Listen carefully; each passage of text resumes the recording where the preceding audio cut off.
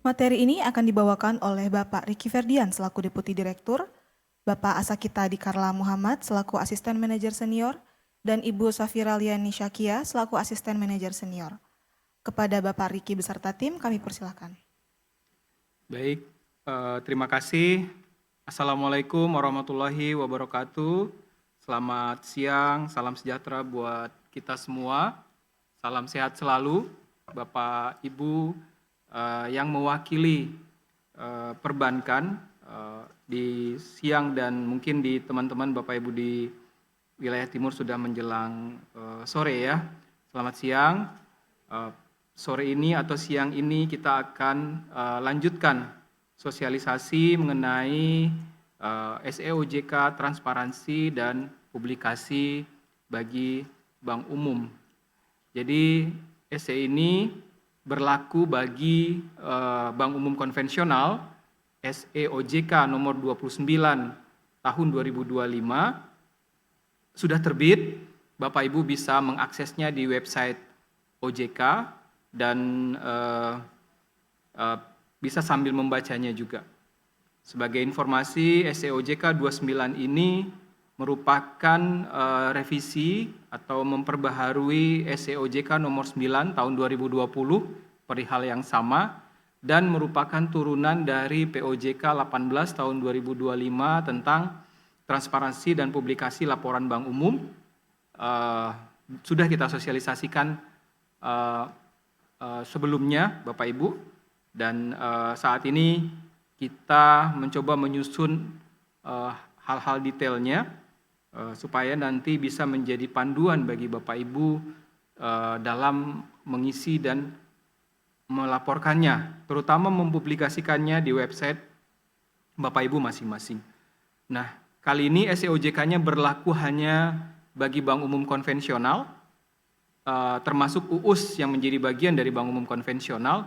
Sementara nanti khusus untuk syariah, Bank Umum Syariah, nanti akan ada SEOJK tersendiri yang nanti juga akan disosialisasikan dalam waktu dekat. Bapak Ibu, SEOJK ini diterbitkan pada tanggal 26 November 2025 ini dan mulai berlaku 6 Februari 2026 nanti. Mengapa? Karena di POJK Transparansi, POJK 18 tahun 2025, Bapak Ibu bisa membaca bahwa POJK itu berlaku 6 bulan setelah diundangkan.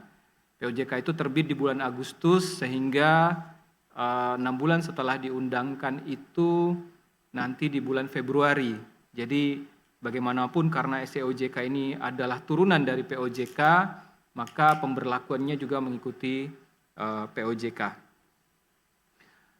Bapak Ibu, secara umum ini adalah SEOJK yang mengatur mengenai publikasi ya. Ada sedikit yang pengen kami tegaskan di sosialisasi sebelumnya, sebelum Jumat tadi, sebelum Jumatan tadi, adalah sosialisasi SEOJK Apollo, di mana Apollo itu adalah bagaimana mengatur detail bagaimana Bapak Ibu melaporkan ke OJK, menyampaikan laporan ke OJK, mengisi laporannya, panduannya seperti apa, tapi untuk pelaporan ke OJK, di mana nanti OJK akan menganalisa, mengolahnya untuk kepentingan pengawasan.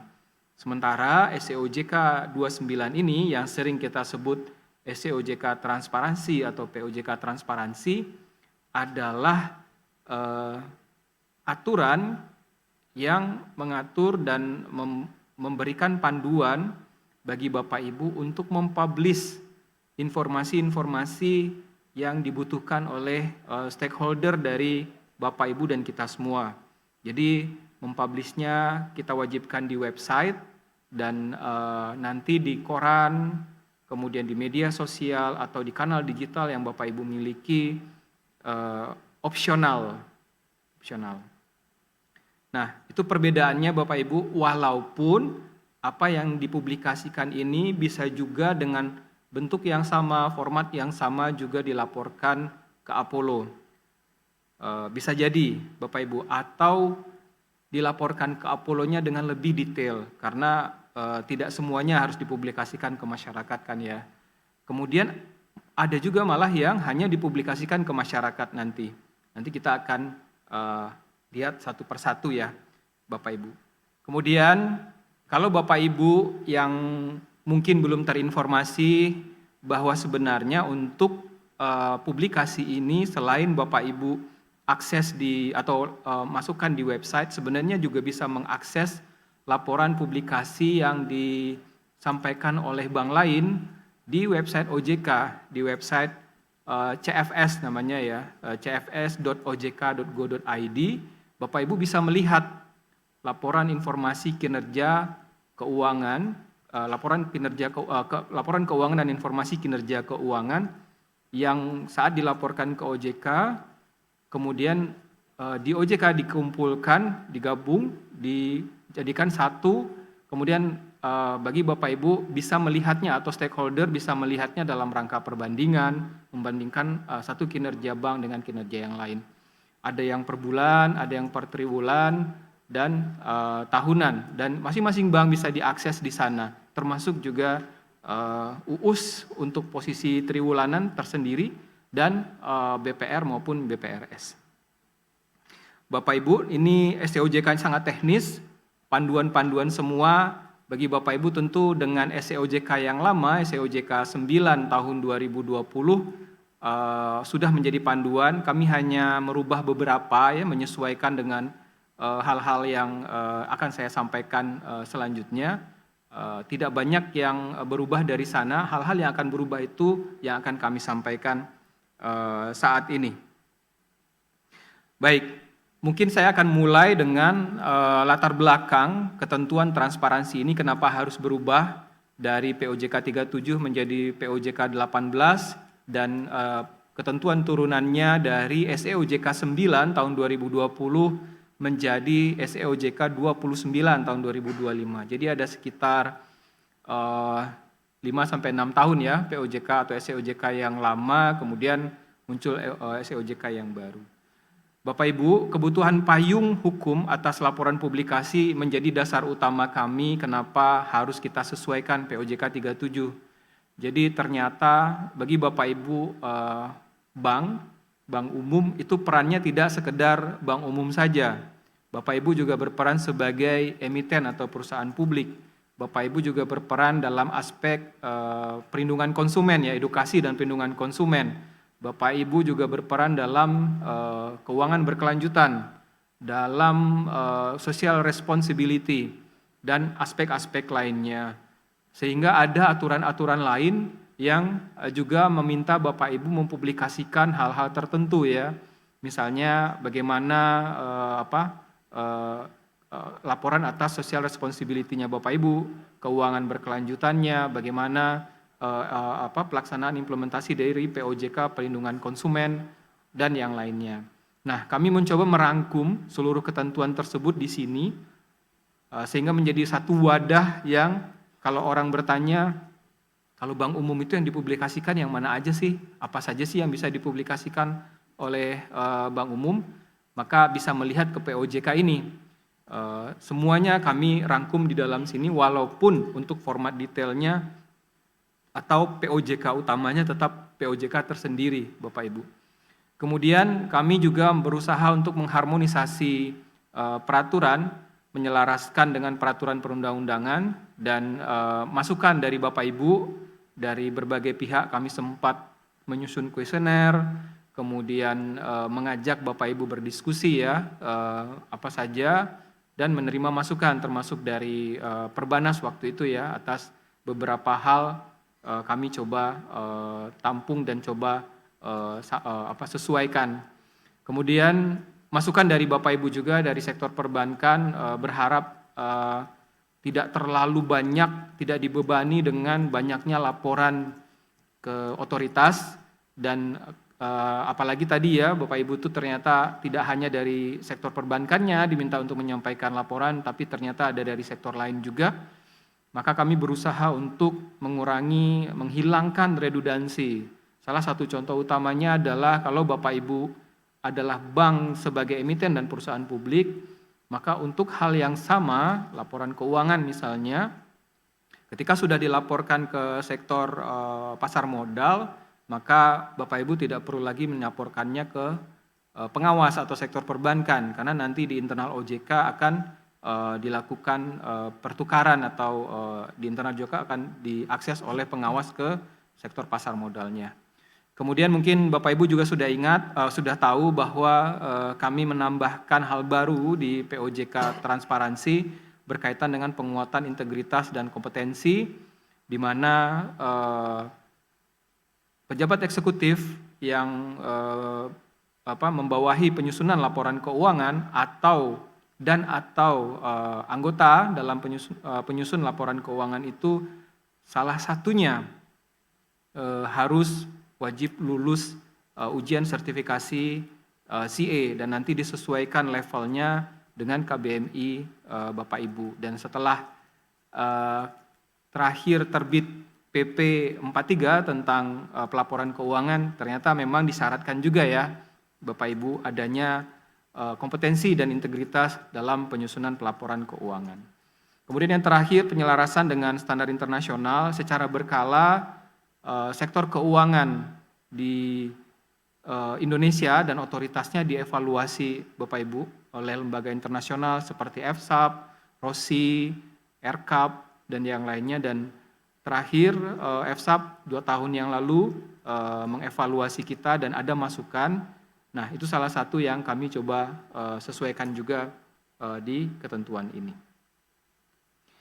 Apa hal-hal utama atau pengaturan utama dari POJK 18 tahun 2025 sebagai reminder sebelum kita masuk ke teknis pelaporan atau pengisian format di SEOJK. Yang pertama, di POJK diatur bahwa mata uang penyajian laporan publikasi adalah rupiah.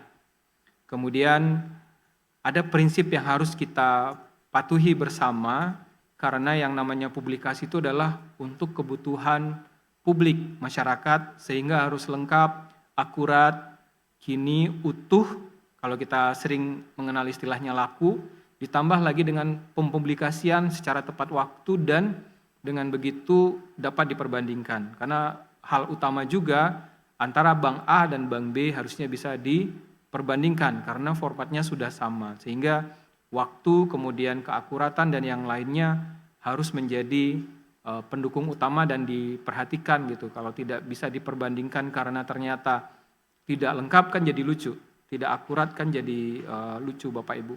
Kemudian dulu pernah ada pertanyaan apakah ini sesuai dengan standar akuntansi, laporan publikasi ini. Laporan publikasi ini sesuai dengan standar akuntansi. Kami tetap merujuk ke standar akuntansi. Sebenarnya laporan publikasi ini kan mengambil laporan keuangan utama dari Bapak Ibu yang kemudian diringkas. Disajikan dengan hal-hal yang material saja. Tapi sumbernya tetap laporan keuangan yang disusun sesuai dengan standar akuntansi keuangan. Kemudian prinsip laporan yang diatur di Basel, di standar Basel yang juga kita adopsi ke sini karena di Basel untuk laporan publikasi exposure risiko dan permodalan ada prinsip tersendiri ya yang diatur. Dan itu harus jelas, komprehensif, bermanfaat, konsisten dan dapat diperbandingkan. Kemudian tadi sudah kami sampaikan bahwa penyusun laporan keuangan harus lulus ujian sertifikasi CA.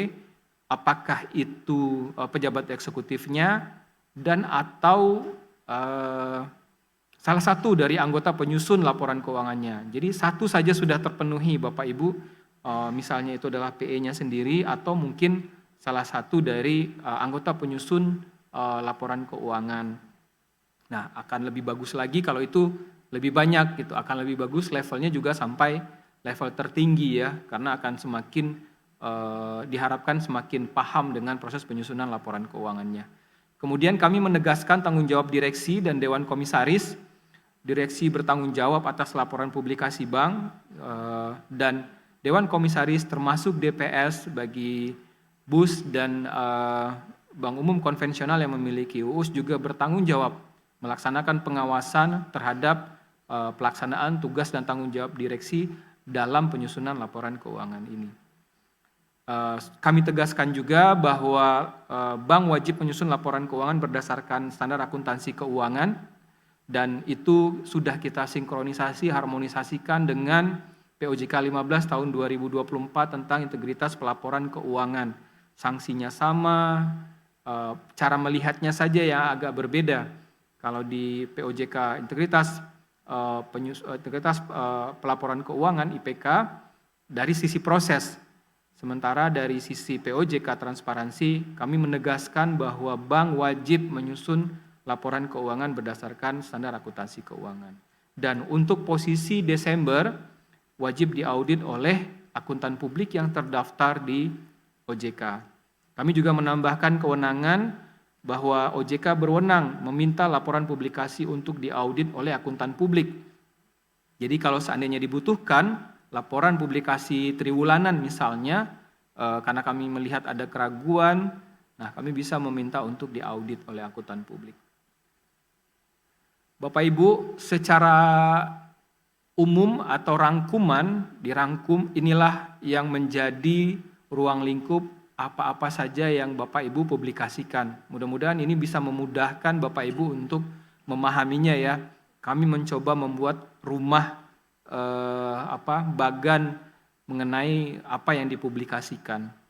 Kita bagi berdasarkan periode waktu, ada yang insidental, ada yang bulanan, ada yang triwulanan, semesteran, dan tahunan. Insidental, dua contoh yang udah clear saat ini Bapak Ibu laksanakan adalah ketika ada laporan informasi atau fakta material ya. Bapak Ibu misalnya di bank melakukan penggantian pengurus, membagi dividen, atau hal-hal lain yang dianggap sebagai informasi atau fakta material, itu kan tidak bisa dipastikan waktunya atau dijadwalkan secara berkala. Jadi itu menjadi laporan yang bersifat insidental. Begitupun penetapan suku bunga dasar kredit, belum tentu setiap bulan dengan waktu yang sama Bapak Ibu melakukan rapat dan memutus berapa SBDK-nya. Di POJK SBDK kami mengatur ketika Bapak Ibu telah memutus di rapat ALKO misalnya, kemudian terjadi perubahan dari tingkat suku bunga dasar kredit, maka setelah keputusan itu Bapak Ibu wajib untuk mempublish di website. Ditambah juga dengan di counter ya, di bank, di jaringan kantor masing-masing, dan opsional di jaringan kanal digital maupun di media sosial. Itu yang bersifat insidental, dan kami membuka ketika misalnya diperlukan laporan-laporan lain suatu saat di laporan insidental.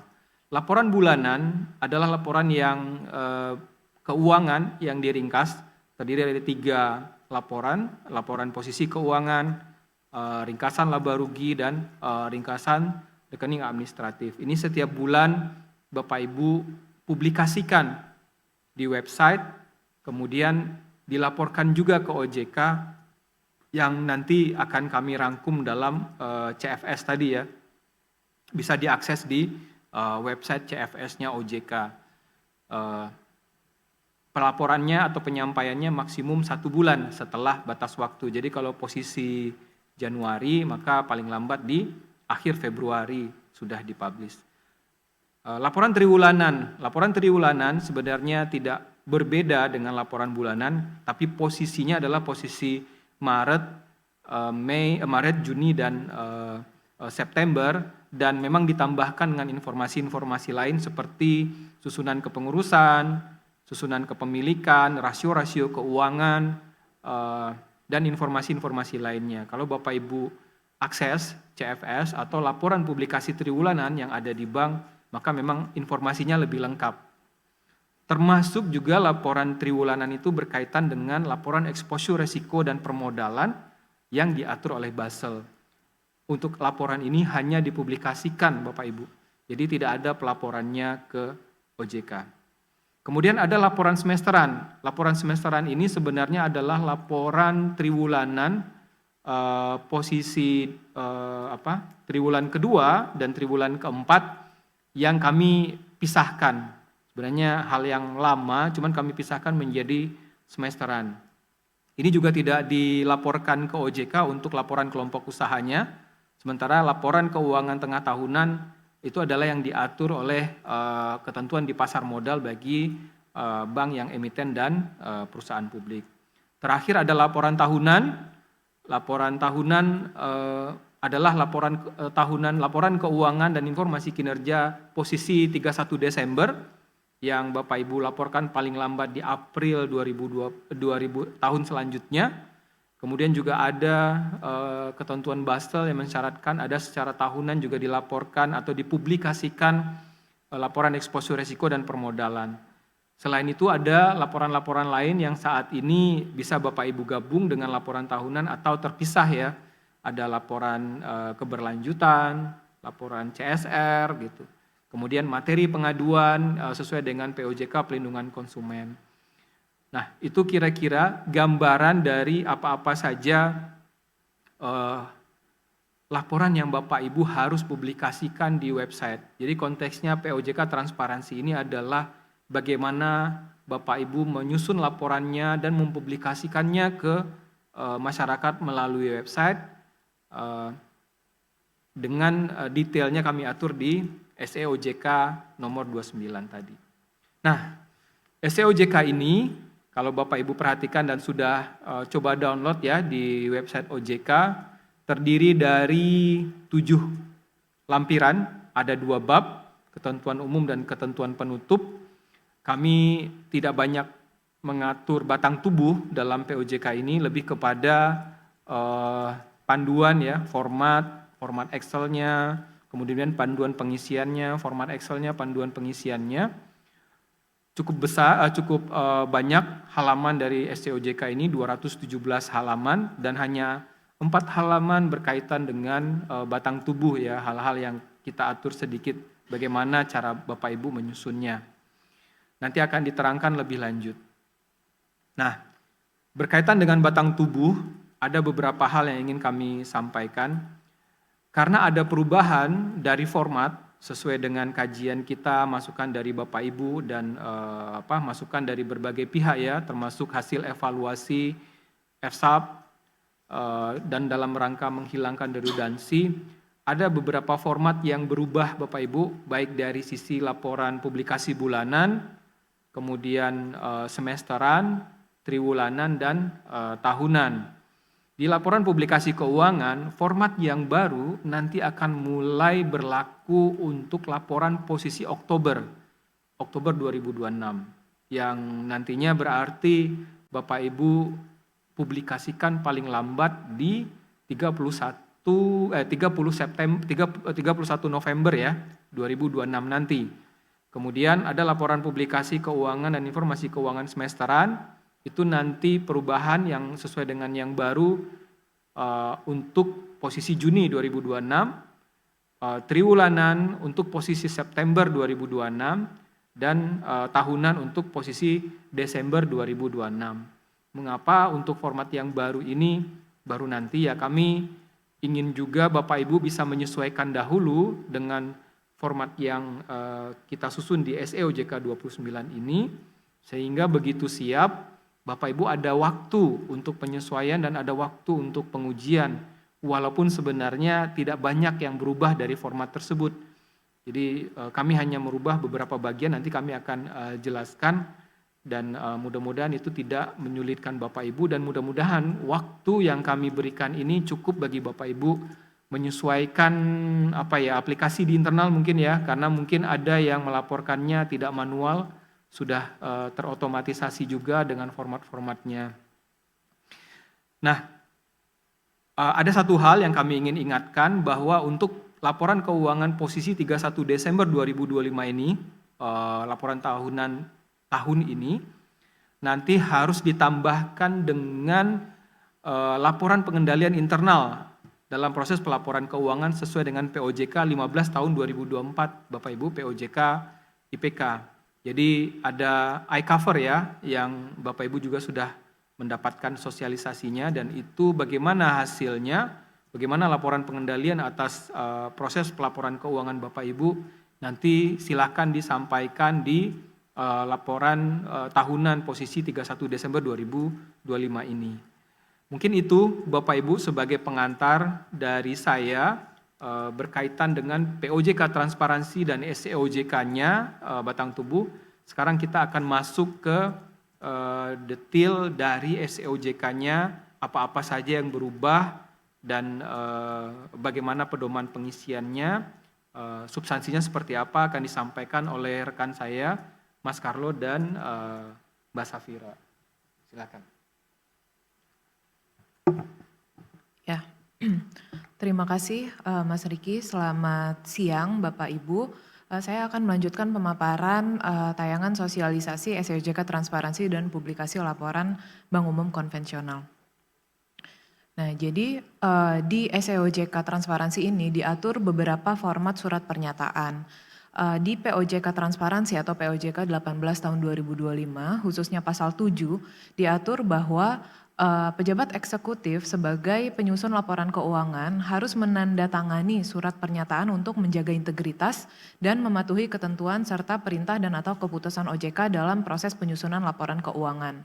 Nah, format dari surat pernyataan pejabat eksekutif ini kami atur di dalam SEOJK transparansi ini sebagaimana yang tercantum di layar Bapak Ibu. Jadi di sini sudah kami buatkan formatnya, silahkan diisi dengan nama, tempat tanggal lahir, nomor KTP atau paspor, jabatan dan nama bank, serta pernyataan bahwa PE tersebut berkomitmen untuk menjaga integritas dan akan senantiasa mematuhi dan melaksanakan seluruh ketentuan peraturan perundang-undangan. Nah, format surat pernyataan ini dapat disesuaikan dengan kebutuhan di bank sepanjang tetap memenuhi substansi dalam SEOJK ini. Yang dimaksud dengan memenuhi substansi dalam SEOJK ini adalah ada pernyataan terkait integritas dan kepatuhan terhadap ketentuan tadi ya Bapak Ibu. Nah, kami juga memahami bahwa di bank saat ini pada praktiknya sudah banyak bank yang memiliki fakta integritas. Jadi surat pernyataan ini bisa juga menjadi bagian dari fakta integritas di bank Bapak Ibu dan disesuaikan jika memang perlu disesuaikan dengan substansi yang ada di POJK dan SEOJK. Surat pernyataan PE ini tidak perlu disampaikan kepada OJK ya Bapak Ibu, jadi cukup diadministrasikan di bank saja. Nah, surat pernyataan yang kedua ada di sebelah kanan, yaitu terkait dengan tanggung jawab anggota direksi dan anggota Dewan Komisaris atas laporan publikasi keuangan dan informasi kinerja keuangan tahunan atau annual report. Jadi di POJK Transparansi pasal 17 terdapat kewajiban bahwa annual report itu wajib ditandatangani oleh seluruh anggota direksi dan anggota Dewan Komisaris. Format surat pernyataannya sebagaimana yang di sebelah kanan ini. Untuk surat pernyataan ini sudah kami harmonisasikan dengan surat pernyataan anggota direksi dan anggota Dewan Komisaris atas laporan tahunan bagi emiten dan atau perusahaan publik yang diatur di ketentuan OJK pasar modal Bapak Ibu. Tapi memang Bapak Ibu akan melihat sedikit perbedaan di terminologi nama laporan. Karena nama laporan di transparansi ini lebih panjang ya, yaitu laporan publikasi keuangan dan informasi kinerja keuangan tahunan. Tapi kalau di pasar modal itu hanya laporan tahunan saja. Jadi perbedaannya hanya ada di situ saja. Untuk bank yang merupakan emiten atau perusahaan publik, silakan mengacu persis ke format yang diatur di ketentuan pasar modal. Tapi untuk bank yang bukan merupakan emiten dan perusahaan publik dapat menggunakan format yang tercantum di SEOJK transparansi ini. Selanjutnya terkait dengan laporan publikasi keuangan dan informasi kinerja keuangan yang disampaikan secara bulanan, triwulanan, semesteran dan juga tahunan. Jadi di sini ada rangkumannya ya Bapak Ibu, rangkuman pengaturan dari laporan publikasi keuangan yang tadi sudah sempat di-mention oleh Pak Riki sebenarnya. Nah, jadi untuk periodisasi laporan publikasi keuangan bulanan itu adalah untuk bulan Januari, Februari, April, Mei, Juli, Agustus, Oktober, dan November. Jadi bisa dilihat di sini tidak ada bulan Maret, Juni, September, dan Desember karena periode tersebut masuk ke dalam periode triwulanan. Untuk semesteran periodisasinya itu ada yang Juni dan ada juga Juni dan Desember. Jadi memang laporan publikasi yang dilakukan secara semesteran itu ada laporan yang hanya dilakukan di bulan Juni saja. Seperti contohnya bagi emiten atau perusahaan publik, laporan keuangan tengah tahunan itu hanya disampaikan di bulan Juni saja. Tapi ada juga laporan yang secara semesteran disampaikan di Juni dan juga Desember. Contohnya laporan bagi bank yang merupakan bagian dari kelompok usaha. Nah, untuk tahunan periodisasinya yaitu bulan Desember. Untuk cakupannya bulanan itu adalah ringkasan laporan keuangan secara individu. Ringkasan laporan keuangan secara individu ini termasuk juga laporan posisi keuangan, laba rugi, dan komitmen kontingensi. Jadi ada 3 ya Bapak Ibu untuk yang bulanan. Sementara untuk yang triwulanan ada ringkasan laporan keuangan tapi secara individu dan konsolidasi. Kalau bulanan tadi hanya individu saja. Kalau triwulanan ditambahkan dengan konsolidasi. Dan ditambahkan juga dengan informasi kinerja keuangan seperti CKPN dan PPKA, rasio keuangan, KPMM, tagihan spot dan derivatif, dan juga kualitas aset produktif. Terakhir ada juga informasi komposisi pemegang saham dan susunan pengurus di laporan publikasi triwulanan. Untuk laporan publikasi semesteran cakupannya tadi sudah disinggung bagi emiten atau PP di bulan Juni itu menyampaikan laporan keuangan tengah tahun sesuai dengan POJK penyampaian laporan keuangan berkala emiten atau PP, dan juga untuk posisi Juni dan Desember bagi bank baik emiten maupun non emiten itu bagi bank yang merupakan bagian dari kelompok usaha itu melaporkan laporan tersebut untuk posisi Juni dan Desember. Nah, untuk annual report cakupannya agak banyak Bapak Ibu. Yang pertama informasi umum, lalu ada informasi kinerja keuangan, ketiga laporan eksposur risiko dan permodalan. Nah yang keempat ini mungkin perlu Bapak Ibu perhatikan karena poin 4 informasi pihak yang mempunyai hubungan istimewa ini adalah pengaturan yang baru Bapak Ibu. Jadi di sini kami mengadopsi standar Basel di mana bank harus mengungkapkan informasi agregat eksposur dan juga nilai transaksi terkait dengan pihak yang memiliki hubungan istimewa, di mana kategori pihak yang memiliki hubungan istimewa itu sesuai dengan SEOJK Tata Kelola yang juga baru diterbitkan di tahun 2025. Nanti setelah ini terkait pihak yang mempunyai hubungan istimewa akan dijelaskan lebih lanjut. Nah, cakupan yang kelima untuk annual report adalah informasi terkait kelompok usaha bank, lalu ada laporan pelaksanaan tata kelola, ketujuh laporan pengendalian internal dalam proses pelaporan keuangan bank. Ini juga merupakan hal yang baru ya Bapak Ibu, tapi pengaturan ini sudah ada di POJK 15 tahun 2024 yaitu POJK Integritas Pelaporan Keuangan Bank. Jadi di mana memang di POJK tersebut bank diminta dimulai di tahun ini di annual report tahun 2025 untuk mencakup juga laporan pengendalian internal dalam proses pelaporan keuangan bank di annual reportnya. Nah terakhir ada laporan keuangan yang telah diaudit termasuk juga dengan laporan auditor independennya.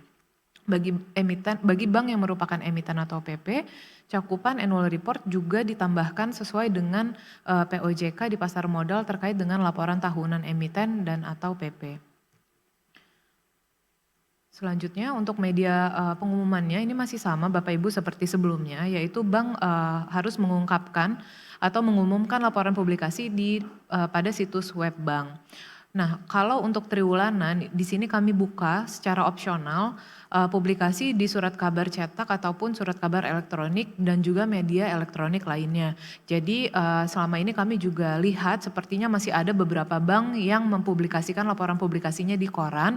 Nah, itu silakan saja Bapak Ibu, tapi memang sudah tidak ada kewajiban untuk mempublikasikan di koran lagi ya Bapak Ibu ya. Jadi publikasi di surat kabar cetak itu merupakan opsional. Nah, untuk semesteran, untuk laporan keuangan tengah tahunan, media pengumumannya sesuai dengan POJK penyampaian laporan keuangan berkala emiten atau PP di pasar modal, dan untuk laporan bagi bank yang merupakan bagian dari kelompok usaha juga dipublikasikan melalui situs web bank. Begitu juga dengan annual report, silakan dipublikasikan di situs web bank. Untuk media penyampaian kepada OJK ini juga sama, semuanya disampaikan melalui Apollo, kecuali untuk laporan keuangan tengah tahunan. Untuk laporan keuangan tengah tahunan bagi bank yang merupakan emiten atau PP, silahkan disampaikan kepada OJK sesuai POJK penyampaian laporan keuangan berkala emiten atau PP. Untuk laporan bagi bank yang merupakan bagian dari kelompok usaha, ini juga tidak perlu disampaikan kepada OJK Bapak Ibu. Jadi cukup dipublikasikan di website bank saja. Sementara itu untuk annual report bagi bank yang merupakan emiten atau PP disampaikannya melalui sistem pelaporan elektronik emiten PP atau yang lebih kita kenal dengan SPE. Sementara untuk bank non emiten disampaikannya melalui Apollo. Nah, untuk media penyampaian ini Bapak Ibu, jadi jika Bapak Ibu sudah menyampaikan laporan melalui SPE, itu tidak perlu lagi menyampaikan melalui Apollo. Jadi cukup satu kali saja penyampaian laporannya. Terakhir untuk pemeliharaan di situs web. Jadi bank itu paling sedikit memelihara laporan publikasi baik bulanan, triwulanan, semesteran maupun tahunan paling sedikit 5 tahun terakhir. Untuk laporan keuangan tengah tahunan khusus untuk laporan ini, bank juga harus mengacu pada POJK penyampaian laporan keuangan berkala emiten atau PP terkait dengan kewajiban pemeliharaan di situs webnya. Nah, sekarang kita masuk ke perubahan-perubahan yang ada di SEOJK Transparansi. Jadi tadi sudah dijelaskan sebelumnya ya Bapak Ibu, kalau di SEOJK Transparansi sama seperti SEOJK Transparansi tahun 2020 dulu, banyak format dan juga pedoman pengisian yang dicantumkan di SEOJK tersebut. Nah, di sini kami coba buatkan perubahan-perubahan apa saja yang ada di dalam format maupun pedoman pengisiannya dengan harapan agar Bapak dapat mempermudah Bapak Ibu untuk memahami SEOJK ini. Nah, untuk laporan publikasi keuangan dan informasi kinerja keuangan periode bulanan, ada perubahan di ringkasan laporan posisi keuangan. Perubahan pertama itu terkait dengan penegasan bahwa pedoman pengisian dilakukan dengan sandi LBUT terkini. Jadi kalau kita lihat di SEOJK Transparansi tahun 2020 masih ada referensi ke LBU, ke sandi-sandi LBU. Nah, itu sudah kami hilangkan Bapak Ibu. Jadi di SEOJK Transparansi ini hanya ada pedoman pengisian yang sesuai dengan sandi LBUT terkini. Lalu yang kedua, ada penambahan pos ekuitas lainnya di bagian ekuitas. Jadi pos ini diisi dengan surat berharga yang diterbitkan atau pinjaman yang diterima yang memiliki karakteristik ekuitas.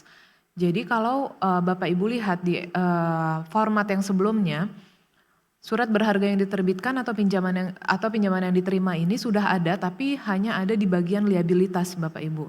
Jadi jika Bapak Ibu memiliki eksposur surat berharga atau pinjaman yang diterima dengan karakteristik ekuitas, sekarang Bapak Ibu harus melaporkannya di bagian ekuitas lainnya. Kalau kita lihat di layar ini ada ya yang biru-biru di kotak, ada pos baru ekuitas lainnya di nomor 18. Itu dicantumkan di antara penghasilan komprehensif lain dan di bawahnya ada cadangan umum atau cadangan tujuan. Nah, tapi di sini mohon perhatiannya juga Bapak Ibu agar tidak dilaporkan secara double counting gitu. Karena di atas di sisi liabilitas kan sebetulnya memang sudah ada nih pos ini, pos surat berharga yang diterbitkan dan pinjaman yang diterima. Tapi mohon tidak double counting. Jadi memang sudah dipisahkan mana yang karakteristiknya liabilitas dan mana yang ekuitas gitu. Jadi sudah dibagi dua, tidak ada misalnya 100% exposure semuanya dimasukkan ke liabilitas lalu dimasukkan lagi ke ekuitas gitu. Jadi mulai sekarang mohon dipisahkan Bapak Ibu antara yang liabilitas dan ekuitas. Nah, lalu perubahan terkait laporan laba rugi itu sama terkait dengan penegasan bahwa pengisian sudah sesuai dengan LBUT dan tidak lagi mereferensi ke LBU dan ada pemisahan akun atau pos pendapatan beban non operasional lainnya. Jadi dulu pos ini di netting menjadi pendapatan non operasional dan beban non operasional. Jadi menjadi didetailkan Bapak Ibu sebagaimana di sebelah kanan ya formatnya. Jadi di pendapatan beban non operasional itu akan ada 3 pos. Yang pertama keuntungan kerugian penjualan aset tetap dan inventaris, kedua adalah pendapatan non operasional dan yang ketiga adalah beban non operasional. Jadi nomor 2 dan 3 ini sekarang dipecah. Awalnya hanya ada 1 pos. Untuk format laporan komitmen kontingensi masih sama seperti sebelumnya. Nah, kemudian masih di posisi bulanan, ini khusus bagi bank umum konvensional yang memiliki UUS atau yang memiliki eksposur syariah ya Bapak Ibu. Jadi di sini lumayan cukup banyak perubahannya. Jadi sebagaimana yang sebelumnya disebutkan bahwa bank yang memiliki UUS juga merefer ke SEOJK Transparansi Bank Umum Syariah dan juga unit usaha syariah. Nah, saat ini SEOJK tersebut juga sedang dalam penyesuaian dan seharusnya akan segera diterbitkan. Nah, untuk book yang memiliki UUS, formatnya ini, perubahan-perubahan ini mirroring dengan perubahan-perubahan yang ada di SEOJK Transparansi BUS UUS. Untuk laporan posisi keuangan, pertama ada reklasifikasi pembiayaan sewa dari pos pembiayaan sewa di atas yang awalnya ini menjadi bagian dari kredit dan pembiayaan, itu menjadi bagian dari pos aset lainnya Bapak Ibu. Jadi kalau kita lihat ke sebelah kanan, itu ada tanda panah ke baris 17 aset lainnya, di mana ada 3 sandi dengan font berwarna biru. 3 sandi terakhir, nah ini adalah pos-pos yang terkait dengan pembiayaan sewa yang sudah dipindahkan ke aset lainnya. Tapi kalau Bapak Ibu lihat ke metadata LBUT-nya Bank Indonesia sekarang, ketiga pos ini tidak akan ada Bapak Ibu, karena di LBUT masih dalam proses penyesuaian. Nah, sebagaimana tadi disampaikan bahwa laporan publikasi dengan format baru itu baru ditetapkan di tahun depan. Untuk bulanan diberlakukannya di Oktober 2026 Bapak Ibu. Jadi di sini kami sudah masukkan sandi LBUT-nya sesuai dengan sandi yang terbaru, tapi memang kalau Bapak Ibu lihat sekarang ke metadata LBUT ini masih belum ada karena masih dalam penyesuaian. Nah, penyesuaian yang kedua adalah adanya penambahan piutang lainnya sebagai bagian dari pembiayaan syariah. Jadi awalnya pembiayaan syariah itu hanya ada poin A sampai H saja Bapak Ibu, tapi sekarang ditambahkan juga poin I yaitu piutang lainnya. Dengan sandi LBUT-nya juga sudah ada Bapak Ibu 010903019900, tapi ini juga masih dalam penyesuaian di metadata LBUT BI. Terakhir terdapat penghapusan sandi atau akun untuk giro, tabungan, deposito dan liabilitas kepada bank lain yang didasarkan pada akad mudharabah profit sharing karena memang sudah tidak ada lagi produk-produk ini. Jadi untuk pedoman pengisiannya pun di sini kami hapus. Nanti di LBUT-nya sandi-sandi ini juga akan dihapus oleh Bank Indonesia. Nah, untuk laporan laba rugi, karena ada perubahan di laporan posisi keuangan tadi, maka otomatis laporan laba ruginya juga akan terdampak. Jadi yang pertama tentu saja akan ada penghapusan sandi beban imbal hasil, giro, tabungan deposito, dan liabilitas kepada bank lain berdasarkan akad mudharabah profit sharing sebagai dampak dari penghapusan sandi tersebut di neraca atau di laporan posisi keuangannya tadi. Dan juga ada reklasifikasi keuntungan dan kerugian pelepasan aset ijaroh yang awalnya ada di keuntungan kerugian penjualan aset keuangan menjadi bagian dari pos pendapatan lainnya dan beban lainnya. Karena tadi pembiayaan sewa juga eksposurnya sudah kami pindahkan ke pos aset lainnya, bukan lagi menjadi bagian dari aset keuangan. Nah, terakhir untuk laporan laba rugi ada reklasifikasi CKPN pembiayaan sewa dari kerugian penurunan nilai aset keuangan menjadi bagian dari pos aset lainnya. Lalu untuk laporan komitmen dan kontingensi di sini juga ada perubahan pedoman pengisian karena di LBUT itu di bagian tagihan kontingensi terdapat sandi-sandi baru khususnya terkait dengan pendapatan dalam penyelesaian yang dibagi ke dalam beberapa kategori berdasarkan akadnya dari murabahah, istisna, sewa bagi hasil lainnya sebagaimana yang ada di layar Bapak Ibu. Karena di LBUT-nya ada penambahan maka di SEOJK Transparansi juga kami update sesuai dengan LBUT. Kemudian untuk laporan triwulanan, pada dasarnya untuk laporan posisi keuangan, laba rugi dan juga komitmen dan kontingensi, perubahan di triwulanan ini mirroring dengan perubahan pada periode bulanan tadi Bapak Ibu. Jadi yang berubah di bulanan itu juga berubah di triwulanan. Dan di triwulanan ini kalau Bapak Ibu lihat di SEOJK tahun 2020, pedoman pengisian tidak dipisahkan untuk posisi individu maupun konsolidasian. Sementara di SEOJK sekarang sudah kami pisahkan, jadi kami harap bisa lebih jelas pedoman pengisiannya karena Bapak Ibu bisa melihat secara detail mana yang pedoman untuk posisi individual dan mana pedoman yang dilakukan untuk pelaporan posisi konsolidasian. Lalu perubahan terkait rasio keuangan, form rasio keuangan. Di sini ada penambahan rasio Bapak Ibu yaitu rasio kredit kualitas rendah dan total kredit atau KKR. KKR ini sebenarnya sudah diatur di SOJK tingkat kesehatan bank ya Bapak Ibu. Jadi seharusnya tidak ada masalah untuk pemenuhan penambahan rasio KKR ini. Karena kami tidak membuat suatu definisi yang baru, tapi definisi KKR yaitu seluruh kredit kepada pihak ketiga bukan bank, Call 2, 3, 4, 5 dan kredit direstrukturisasi kualitas lancar terhadap kredit kepada pihak ketiga bukan bank ini kami ambil dari SOJK TKS yang memang sudah berlangsung selama ini. Nah terakhir ada penambahan rasio GWM valuta asing secara rata-rata di mana ini juga sudah ada sesuai dengan ketentuan BI ya, ketentuan terakhir kalau nggak salah terkait pengendalian moneter di tahun 2024 itu sudah diatur bahwa memang ada GWM perhitungan GWM falas secara rata-rata untuk melengkapi publikasi GWM valuta asing yang sekarang itu hanya ada harian. Nah, jadi di sini kami mohon Bapak Ibu dapat melengkapi publikasinya dengan GWM falas secara rata-rata juga.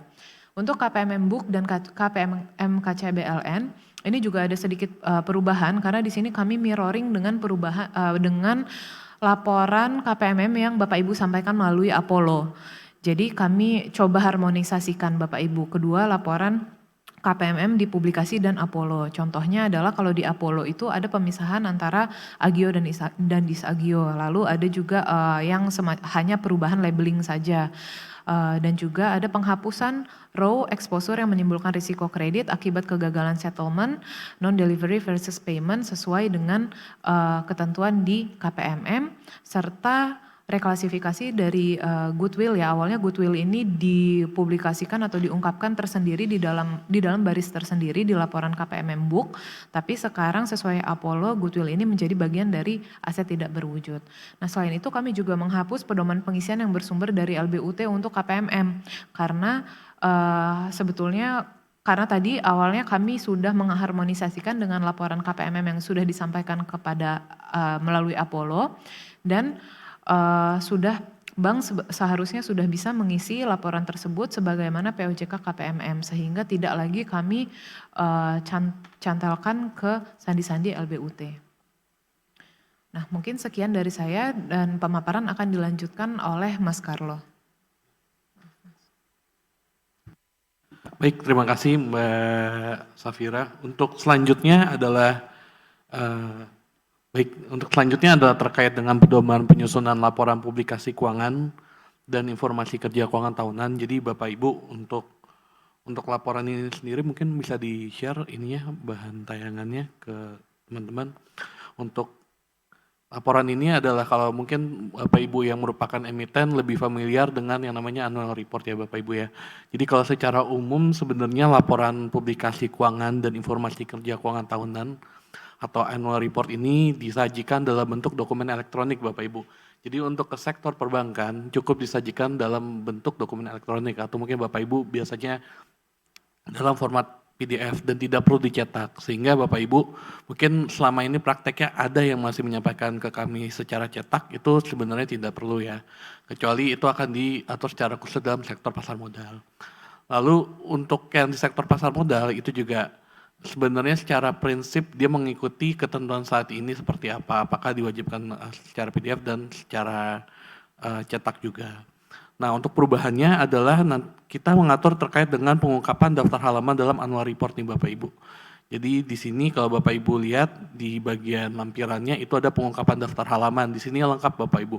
Jadi kenapa kita atur ini, situasinya adalah pengungkapan di laporan tahunan kami memahami Bapak Ibu sangat banyak, sangat rinci dan mungkin Bapak Ibu ya manusiawi juga pasti ada yang kelewat dan sebagainya. Oleh karena itu di sini kami menyediakan daftar halaman Bapak Ibu. Jadi ketika Bapak Ibu mengungkapkan dan mencoba untuk melihat apakah semuanya sudah diungkapkan atau belum, Bapak Ibu bisa mengacu ke daftar halaman ini.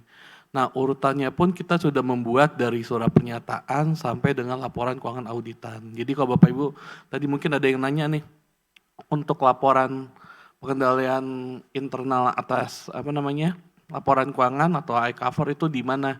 Nah itu bisa lihat secara urutannya sesuai dengan pengungkapan dalam daftar halaman ini. Nanti tersedia juga di SOJK. Lalu apalagi sih yang berubah terkait dengan laporan tahunan ini atau annual report? Yang diatur lagi adalah terkait dengan pengungkapan surat pernyataan tanggung jawab direksi dan dewan komisaris. Jadi mungkin tadi seperti yang telah disampaikan oleh Pak Riki dan juga Mbak Safira bahwa untuk keseragaman bagi seluruh bank yang ada di Indonesia, kita mengatur surat pernyataan untuk anggota direksi dan komisaris sesuai dengan telah dipresentasikan sebelumnya. Namun ketika Bapak Ibu bank yang merupakan emiten, untuk formatnya sendiri agak merujuk ke ketentuan sektor pasar modal, jadi tidak perlu merujuk dalam SEOJK ini. Yang ketiga adalah penyesuaian cakupan, yaitu pengungkapan corporate culture. Mungkin Bapak Ibu yang selama ini di Himbara seperti akhlak nanti diungkapkan di sini. Lalu ada jumlah dan sebaran agen laku pandai, kan ada POJK terbaru yang terkait dengan inklusi itu.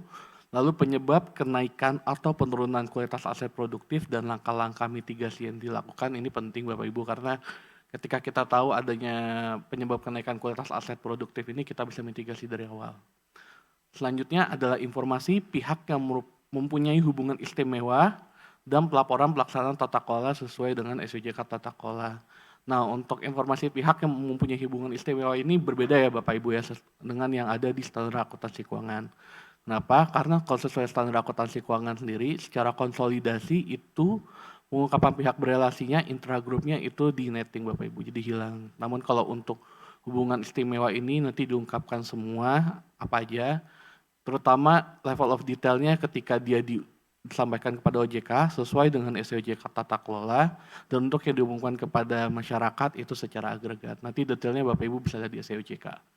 Selanjutnya ada laporan pengendalian internal dalam proses pelaporan keuangan sesuai POJK integritas pelaporan keuangan. Nah, untuk yang ini sendiri Bapak Ibu mungkin ada beberapa yang sudah menanyakan juga, formatnya ada nggak sih diatur khusus? Nah, untuk formatnya sendiri baik di POJK integritas pelaporan keuangan maupun yang ada di SOJK ini tidak diatur khusus Bapak Ibu. Jadi kalau misalnya mengungkapkan nanti cukup untuk sepanjang dia memenuhi prinsip yang di POJK integritas pelaporan keuangan maka sudah memenuhi ketentuan ini.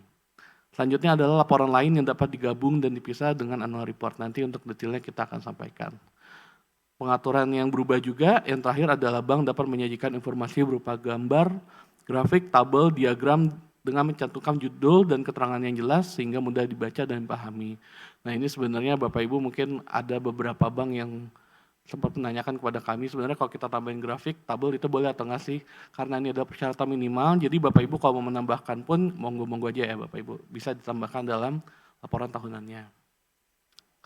Selanjutnya untuk laporan publikasi eksposur risiko dan permodalan. Nah ini mungkin dari tadi kami mencoba untuk menjawab seperti ini sebagai main course-nya ya. Nah untuk eksposur risiko dan permodalan sendiri, dia secara umum, bank memiliki kebijakan tertulis yang disetujui oleh direksi, antara lain terkait pengendalian internal dalam proses pengungkapan eksposur risiko dan permodalan. Jadi di sini harus ada nih kebijakan tertulis seperti yang tadi annual report itu nanti ada nih kebijakan tertulisnya seperti apa. Kapan diumumkannya? Diumumkannya itu sama dengan periode pengumuman dari laporan eksposur risiko dan permodalan ini. Lalu unsur utama dari kebijakan tersebut juga diungkapkan dalam laporan ini. Jadi nanti setiap laporan publikasi eksposur risiko misalnya triwulanan, itu kan mencakup misalnya ada terkait dengan ATMR, terkait dengan likuiditas, nanti dalam satu bundling itu paling depannya adalah pernyataan dari kebijakan ini. Yang kedua adalah harus ditelaah secara internal, secara memadai. Nah ini minimalnya adalah seperti yang Bapak Ibu ungkapkan pada bagian manajemen discussion and analysis. Kan selama ini mungkin untuk annual report Bapak Ibu juga sudah dilakukan ini ya, sudah dilakukan telaah secara internal minimal level pengendaliannya maupun reviewnya sama dengan yang ada di manajemen discussion dan analysis. Dan direksi bertanggung jawab nih Bapak Ibu dalam menetapkan dan memastikan berfungsinya struktur pengendalian internal efektif dan Dewan Komisaris bertanggung jawab atas pengawasan terhadap pengungkapan laporan ini. Nah untuk pengungkapan kuantitatif itu nanti diungkapkan secara konsolidasi kecuali diatur tersendiri Bapak Ibu. Kami memahami Bapak Ibu mungkin dari tadi saya juga sempat nyimak juga ke sosialisasi SEOJK Apollo BUK, banyak yang mengeluhkan terkait dengan banyaknya laporan ke OJK. Untuk itu di sini kami atur bahwa secara umum konsolidasi kecuali itu diatur secara khusus dan mungkin menjadi concern kami kayak seperti ATMR, risiko kredit, pasar itu mungkin kita akan atur ada individu dan konsolidasi. Dan yang ketujuh, secara umum bank mengungkapkan fakta bahwa bank tidak memiliki kewajiban memenuhi kriteria dan atau menyelenggarakan aktivitas tertentu sesuai dengan ketentuan OJK jika tidak diwajibkan untuk mengungkapkan laporan dimaksud. Contohnya misalnya IRRBB bagi bank KBMI 1 selain bank asing itu kan nggak wajib ya, nanti bakal ada fakta ini. Bisa juga terkait dengan pengungkapan risiko pasar. Yang diatur selama ini sesuai SOJK ATM risiko pasar sendiri kan ada pengungkapan yang pendekatan simplified standardized approach sama yang standardized approach. Ketika Bapak Ibu memenuhi yang SSA, maka yang SA-nya Bapak Ibu ungkapkan ini. Dan sebaliknya ketika Bapak Ibu memenuhi yang standardized approach, di pengungkapan SSA-nya Bapak Ibu ungkapkan ini. Yang kedelapan adalah bank yang tidak memiliki exposure tertentu mencantumkan penjelasan bahwa bank tidak memiliki exposure pada pengungkapan terkait. Misalnya Bapak Ibu tidak bermain pada sekuritisasi baik sebagai originator, sebagai sponsor maupun sebagai investor. Maka Bapak Ibu agar mengungkapkan bahwa bank tidak memiliki exposure ini. Yang terakhir adalah bank mengisi baris dan kolom yang tidak diterapkan sesuai ketentuan OJK sebagaimana format. Sebagai contoh pada KM1 itu bank mengisi baris nomor 1A dengan NA. Nah ini kenapa Bapak Ibu mungkin ini juga sebagian besar Bapak Ibu juga menanyakan terkait ini. Karena kembali lagi Bapak Ibu, pengungkapan laporan eksposur resiko permodalan ini adalah prinsipnya apa yang diungkapkan di Indonesia harus sama dengan anggota BCBS lain. Sehingga untuk formatnya itu harus fix sama. Yang bisa kita bedakan adalah ketika misalnya untuk resiko kredit kita pakainya pendekatan standar, sementara di luar negeri ada yang pakai pendekatan internal rating. Sehingga untuk yang pendekatan internal rating, untuk pengungkapan OV1 itu bisa di-NA-in Bapak Ibu, isinya cukup yang pendekatan standar aja. That's why di sini memang masih ada Bapak Ibu mungkin beberapa menanyakan kenapa ya kok kolomnya nggak relevan tapi tetap dicantumin tapi pakai NA. Itulah alasannya Bapak Ibu. Yang kedua adalah karena kita tuh lagi masuk ke eranya machine readable, di mana ketika investor sendiri untuk mengakses laporan keuangan sendiri dia terkadang menggunakan prompt-prompt tertentu dengan format yang machine readable, dengan format yang harus sama antar negara. Makanya di sini kita atur formatnya harus sama antar negaranya, terlepas di Indonesia karena tidak relevan makanya kita tambahkan NA. Untuk formatnya sendiri tadi mungkin ada yang menanyakan juga dari Pak Prastia. Nah formatnya ini sesuai dengan yang di bawah ini ya. Bahwa nanti ada pernyataan di setiap periode pengungkapannya bahwa laporan publikasi eksposur risiko dan permodalan telah disusun berdasarkan kebijakan pengungkapan laporan publikasi eksposur risiko dan permodalan bank. Tanda tangannya direksi. Inilah kurang lebih terkait dengan secara umum laporan publikasi eksposur risiko dan permodalan. Nah untuk pengungkapannya apa aja, ini kita bagi 3 Bapak Ibu. Untuk yang hitam itu adalah existing, untuk yang biru adalah telah diatur dalam ketentuan lain, terus kita konsolidasikan di dalam SOJK ini, agar Bapak Ibu, ya tadi seperti Mas Riki sempat sampaikan, semangatnya adalah ketika Bapak Ibu pengen melihat pengungkapannya apa aja sih di laporan publikasi, atau mungkin investor mungkin mau lihat nih sebenarnya, ketika kami investor di luar itu bisa kami lihat apa aja, ini bisa merujuk di POJK 18 dan SOJK 29 ini. Sehingga yang telah diatur di SOJK ATM risiko kredit, telah diatur misalnya di risiko pasar dan risiko operasional, nanti akan kami tarik ke sini sehingga nanti formatnya agar merujuk ke SOJK ini. Nah yang ketiga adalah yang hijau. Yang hijau adalah yang baru nih Bapak Ibu, tadi mungkin ada beberapa yang sudah menanyakan terkait dengan OV1 atau ikhtisar atas ATMR. Nah, apa sih yang diungkapkan di sini? Nah, untuk ikhtisar atas ATMR, nanti Bapak Ibu mengungkapkan sebenarnya ATMR-nya apa aja nih, dari yang namanya risiko kredit, tidak termasuk counterparty credit risk, terus ada juga terkait dengan counterparty credit risk, CVA, risiko pasar, risiko operasional, dan sebagainya. Nah, nanti di sini memang ada beberapa yang NA, Bapak Ibu, kembali lagi tadi disampaikan bahwa kita mengatur NA karena formatnya agar sama antar negara, namun di negara kita ketika tidak relevan kita tambahkan NA. Nanti cukup diungkapkan seperti yang Bapak Ibu telah selama ini lakukan. Nah untuk periodenya yang di A adalah T, jadi misalnya dia kalau berlakunya di Desember 2026 berarti yang T ini ada Desember 2026, Untuk T-1 adalah posisi triwulan sebelumnya, jadi untuk posisi September 2026-nya. Ini kurang lebih formatnya, ada terkait dengan counterparty credit risk yang selama ini Bapak Ibu telah lakukan. Lalu ada terkait CVA yang telah diatur di SEOJK risiko pasar, yang lainnya NA, lalu ada exposure sekuritisasi pada banking book, yaitu ketika Bapak Ibu sebagai originator, sebagai sponsor atau sebagai investor. Dan di sini ada juga terkait dengan risiko pasar, yaitu yang di Indonesia kita pakainya pendekatan standar ketika Bapak Ibu memenuhi CTP, bank sistemik atau dipersyaratkan oleh OJK. Lalu ada capital charge dalam hal adanya reklasifikasi antara trading book dengan banking book sesuai ketentuan Basel dan risiko operasional.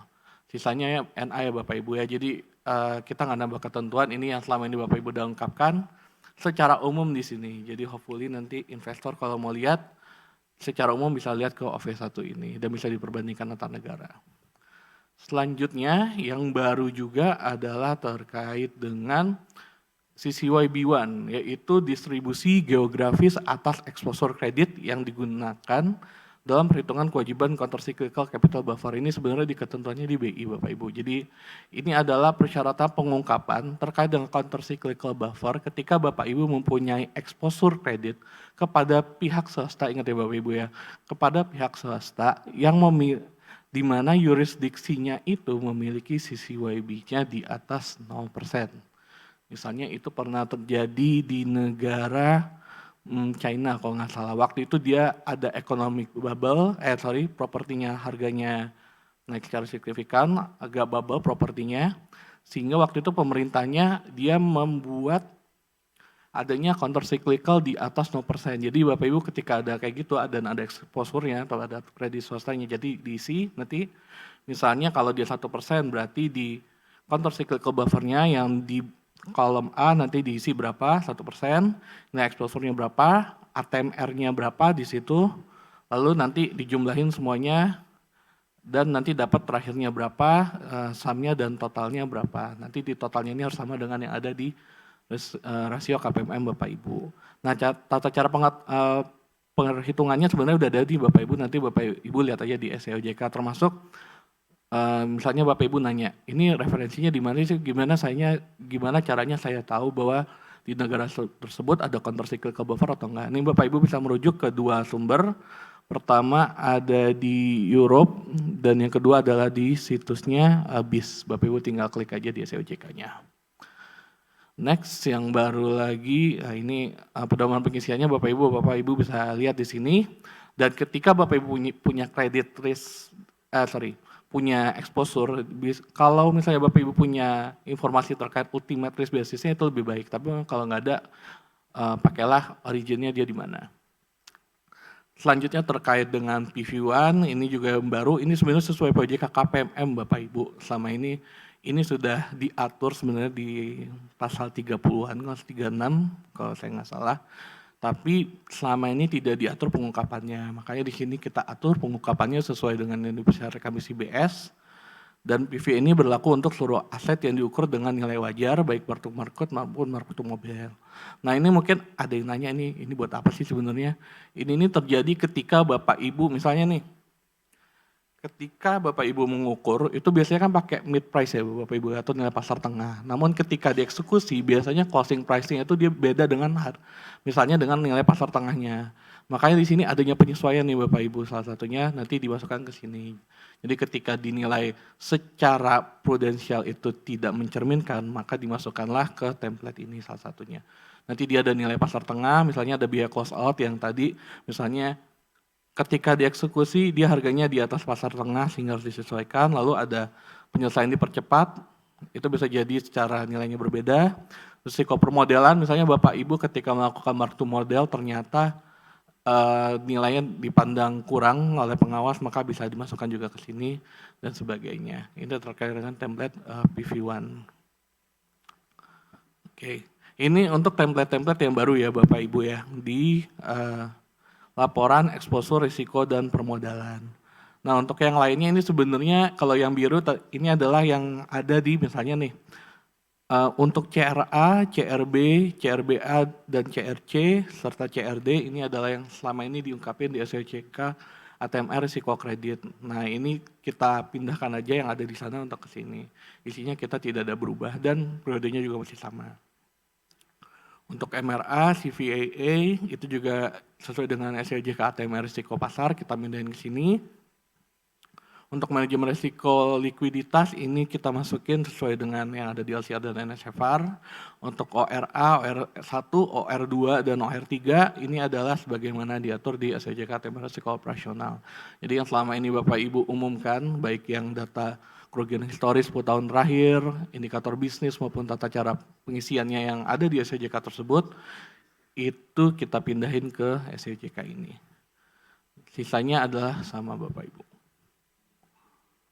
Nah, untuk yang terakhir ini adalah terkait laporan publikasi informasi atau fakta material. Ini secara prinsip masih sama, yaitu pengungkapan fakta material paling lambat 2 hari kerja kalau misalnya Bapak Ibu banknya merupakan non-emiten. Ketika emiten maka Bapak Ibu mengikuti ketentuan yang ada di sektor pasar modal. Apa yang berubah? Yang berubah cuma satu Bapak Ibu. Ini sebenarnya bukan berubah tapi penegasan. Selama ini ditanyakan, ketika ada pergantian akuntan publik, apalagi sedang diberi tugas mengaudit bank itu masuk atau enggak. Nah, di sini kami tegaskan bahwa ketika ada pergantian akuntan publik, apapun alasannya di tengah-tengah, itu adalah salah satu indikator fakta material, sehingga Bapak Ibu harus ungkapkan. Nah, bagi bank yang merupakan emiten atau perusahaan publik, selain memenuhi ketentuan 1-8 ataupun yang dipersyaratkan oleh pengawas, itu harus memenuhi cakupan yang ada di sektor pasar modal. Untuk formatnya sendiri ini sesuai dengan yang di kanan ini, ada tanggal dan waktu kejadian, jenisnya apa, uraiannya fakta materialnya apa, dampak kejadiannya apa, dan keterangan lain jika ada. Selanjutnya untuk pedoman penyusunan laporan publikasi SBDK, Bapak Ibu, ini untuk penyusunannya secara format kami masih merujuk ke POJK 13 tahun 2024. Kenapa kami tidak pindahkan ke sini? Karena khusus SBDK sendiri itu kami punya kebutuhan untuk pengembangan yang mungkin ke depannya bisa jadi ada sektor-sektor baru yang harus diumumkan SBDK-nya, sehingga itu harus kami atur secara khusus. Dan PJK SBDK sendiri adalah amanat dari P2SK, sehingga ketika ada pengembangan secara nasional diminta, maka kami harus berubah cepat dan kita atur semuanya di PJK tersebut. Yang terakhir adalah laporan publikasi lain, ini sebenarnya tidak baru Bapak Ibu, tapi apa yang telah diatur misalnya di POJK Tata Kelola Integrasi Konglomerasi, di POJK Pelindungan Konsumen, dan POJK lain misalnya POJK Keberlanjutan, itu kita tegaskan bahwa ada nih pengungkapan ini nih terkait pelaksanaan tata kelola KK, rencana PT, lalu penanganan pengaduan konsumen ketika dia digabung, dan laporan keberlanjutan ketika dia digabung, termasuk TJSL. Ini bisa digabung dan dipisah. Jadi ini memang lama kita konsolidasi, hopefully nanti ada yang baca, dia tahu sebenarnya isinya apa aja di laporan tahunan. Mungkin itu dulu Mas Riki, makan ikan bareng Aura Kasih, cukup sekian dan terima kasih.